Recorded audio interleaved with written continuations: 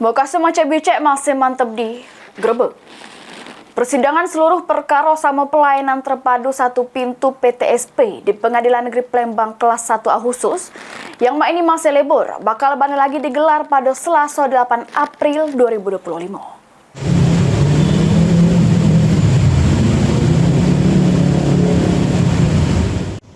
Persidangan seluruh perkara di Pengadilan Negeri Palembang kelas 1A khusus yang berada di Jalan Kapten Arifai, Kelurahan Sungi Pangeran, Kecamatan Ilir Timur 1 Palembang, ini masih jeruk suasana libur. Liburnya persidangan ini sudah terjadi sejak hari Jumat 28 Maret 2025 lewat sampai Selasa tanggal 7 April 2025 mendatang. Hal tersebut diungkapkan langsung Humas Pengadilan Negeri Palembang, Raden Zainal Arif di hadapan awak media. Menurut Raden, kalau libur tersebut sudah mengikuti kebijakan umum dengannya sesuai ke libur nasional sama cuti bersama.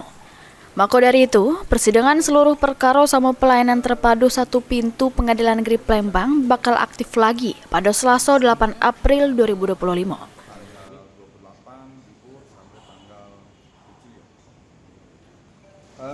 Untuk majelis saya, kalau jadwal sidang sampai hari Kamis. Selanjutnya Melayani tanggal 28 libur sampai tanggal 7 ya.